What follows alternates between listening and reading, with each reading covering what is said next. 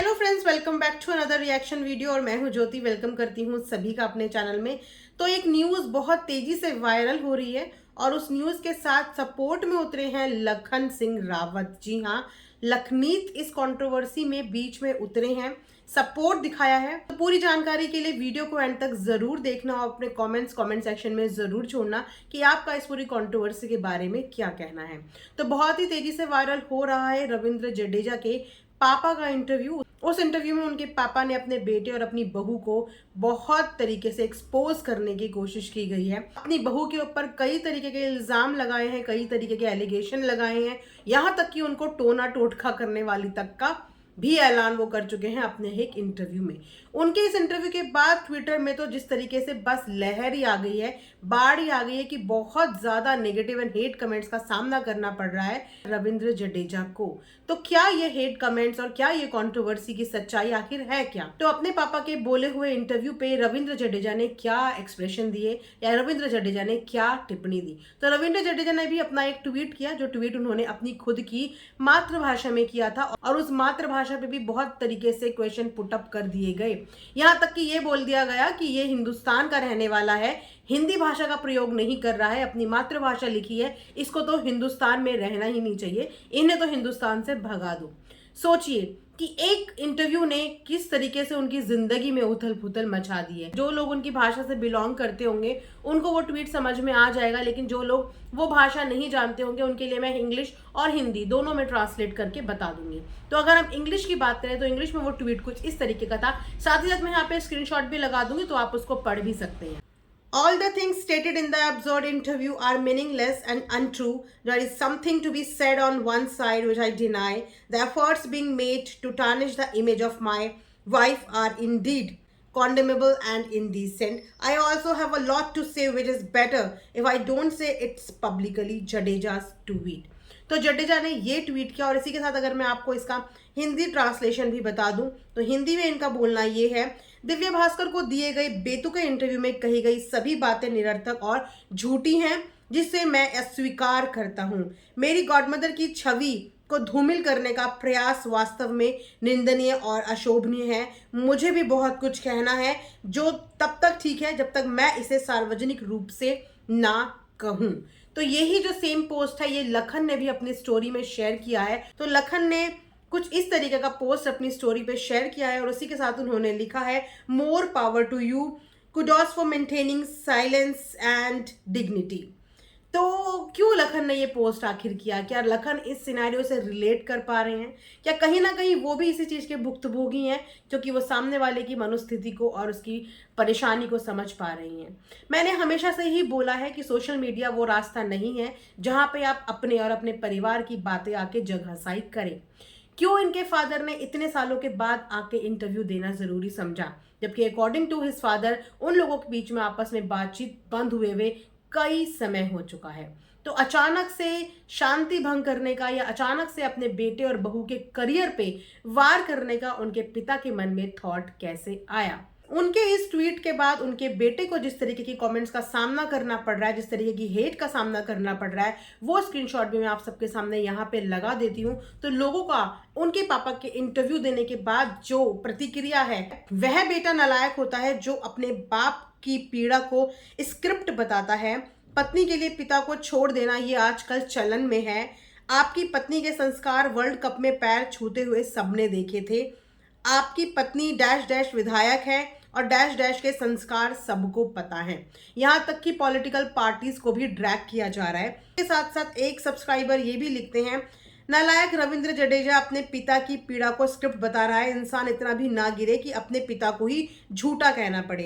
गिरावट की सीमा होनी चाहिए। एक यूजर लिखते हैं: सच्चाई क्या है ये तो अब आप ही बताएंगे, क्योंकि बकवास कहने से सच्चाई थोड़ी ही खत्म होगी। उसी के साथ एक कमेंट ये भी था जो काफी सेंसिबल था, जिसमें उन्होंने कहा: पारिवारिक समस्या काफी लंबे समय से रही है। कॉल पे पिताजी ने अपनी बात बोल दी। बिन रविंद्र का सच जाने सवाल उठाना गलत है। यस, इसे हम कहेंगे एक लॉजिकल यूजर, जिन्होंने वाकई में एक लॉजिकल बात की है। क्योंकि अभी बात एक तरफा आई है और एक तरफा बात के भरोसे आप लोग कभी भी किसी के लिए भी कोई भी ओपिनियन नहीं बना सकते। आखिर में वास्तविकता क्या है आखिर में सच क्या है, आखिर में रविंद्र जडेजा का साइड क्या है, आखिर में उनकी बीवी का अनसेड ट्रूथ क्या है जो उन्होंने अभी तक नहीं बोला। क्यों ऐसे सर्कमस्टांसेस क्रिएट हुए कि एक बेटे को अपने बाप से दूर जाना पड़ा। एक बाप जिसने चौकीदारी की नौकरी करते करते अपने बेटे को खेल जगत में एक इतना अच्छा खासा नाम हासिल कराने में कहीं ना कहीं योगदान दिया, आज वही पिता अपने बेटे के करियर पे हमला करने के लिए कैसे उतारू हो गया। तो अभी बहुत सारी चीजें हैं जो हिडन है, बहुत सारी चीजें हैं जो हमें पता ही नहीं है। हमेशा से कहानी के दो पहलू होते हैं, लेकिन कुछ लोग जो बिना दूसरा पहलू जाने सीधा जजमेंट पास कर देते हैं और सामने वाले की साइलेंस को उसकी कमजोरी या उसको गलत मान लेते हैं। तो बहुत ज्यादा लोग जज कर रहे हैं और मैं वहां पे उन लोगों से सिर्फ इतना ही बोलना चाहूंगी कि अगर सामने वाला बंदा चुप होता है तो चुप्पी का मतलब वो अपराधी नहीं होता, चुप्पी का मतलब वो गलत नहीं होता। चुप्पी वो इसलिए बनाया रखा है कि कहीं ना कहीं इसमें भी परिवार की बेइज्जती ना हो जाए, कहीं मैं अपने मुंह से इतना कुछ ना बोल दूं कि मेरे परिवार की असलियत सबके सामने आ जाए। तो जो चुप रहता है वो इज्जत की परवाह करता है, जो चुप रहता है वो इज्जतदार होता है, और जो आके मुंह खोल देता है वो सिर्फ बेइज्जती करना जानता है और बेइज्जत होने के लिए तैयार होता है।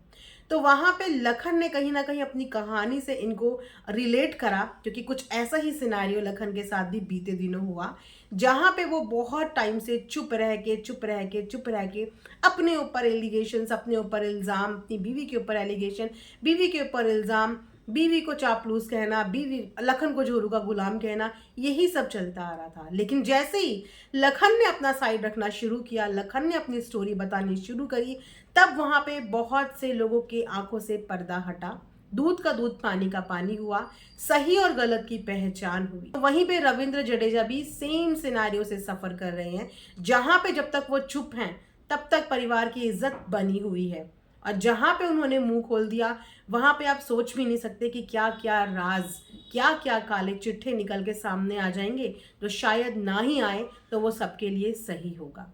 तो क्यों इनके पापा को ऐसी नौबत आन पड़ी कि उन्होंने अचानक से आके अपने बेटे बहू को इतना ज़्यादा डिफेम कर दिया, इतना ज़्यादा पब्लिक के हाथों में डाल दिया, जबकि वो एक खेल जगत से बिलोंग करते हैं, एक रिस्पेक्टेड स्पोर्ट्समैन है, प्लेयर हैं, हमारे इंडिया को रिप्रेजेंट करते हैं, हमारे हिंदुस्तान को रिप्रेजेंट करते हैं। और रही बात उनकी वाइफ की, तो वो भी हमेशा अपने पति के इस काम में बढ़ चढ़ के हिस्सा लेती है। वो जिस भी पार्टी से बिलोंग करती हैं, पर काम बहुत अच्छा कर रही है। उनके संस्कारों के ऊपर वीडियो वायरल हुई थी, एक रील वायरल हुई थी जिसमें उन्होंने अपने पति के पैर छुए थे। वो एक रैंडम रील थी जो उन्होंने बैठ के प्रोफेशनली शूट नहीं की थी, वो शूट हुई थी, वो कैप्चर हुए थे मीडिया के कैमरेज में। उन्होंने खुशी में अपने पति के पैर स्पर्श किए थे, खुशी में, दिखाने के लिए और दिखावे के लिए नहीं। तो एक औरत की इज्जत को, एक औरत के संस्कार को हमेशा उंगली किया जाता है, बिना सत्य जाने हुए कि वो औरत अपने अंदर कितना कुछ समा के बैठी हुई है, कि जिस दिन उसका सहन शक्ति का बांध टूट गया उस दिन बिखर जाएगी पूरी दुनिया।